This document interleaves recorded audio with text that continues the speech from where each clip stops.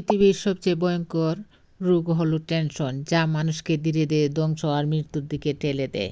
আবেগ দিয়ে জীবন চলে না, জীবনের কাছে আবেগ খুবই তুচ্ছ।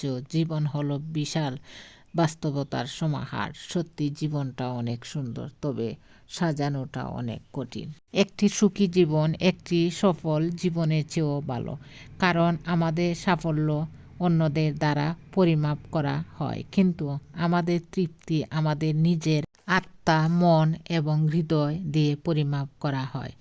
যে এটি বুঝে সে জীবনকেও বুঝে। কে বলে মানুষ খালি হাতে এসেছে আর খালি হাতে ফিরে যাবে? মানুষ ভাগ্য নিয়ে এসেছিল আর কর্ম নিয়ে যাবে। জীবন গণিতের মতো, আনন্দ যোগ করো, হতাশ বিয়োগ করো, খুশি গুণ করো, দুঃখ ভাগ করো, আর সুন্দর একটা সমীকরণ দিয়ে জীবনের নাম প্রকাশ করো। আপনি যদি অন্যদের অনুসরণ করে তাদের সাহায্য নিয়ে চলতে থাকেন, তবে হয়তো একদিন তার জায়গাতে পৌঁছতে পারবেন। কিন্তু আপনি যদি নিজের পথটা নিজে তৈরি করে চলেন, তাহলে হয়তো এমন এক জায়গায় পৌঁছাবেন যেখানে আজ অবধি কেউ পৌঁছাতে পারেনি। প্রতিটা ভুল মানুষকে একটি করে শিক্ষা দেয়, আর প্রতিটা শিক্ষা একজন ব্যক্তিকে পরিবর্তন করে দেয়। তুমি যদি নিজেকে দুর্বল ভাবো, তাহলে তুমি দুর্বল হবে। তুমি যদি নিজেকে সাহসী ভাবো, তাহলে সাহসী হবে।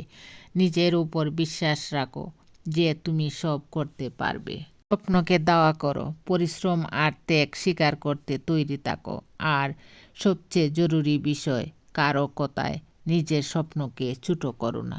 সমস্যার সাগরে ডুবে আছো বলে আতঙ্কিত হও না। সৃষ্টিকর্তার উপর আস্থা রাখো। হয় তিনি তোমায় ট্রেনে তুলবেন, নতুবা তোমায় সাঁতার শেখাবেন। পৃথিবীতে সব কাজ হয় এক, জাস্ট যোগ্যতা আর পরিস্থিতি বিবেচনায় কারো কাছে কঠিন আর কারো কাছে সহজ মনে হয়।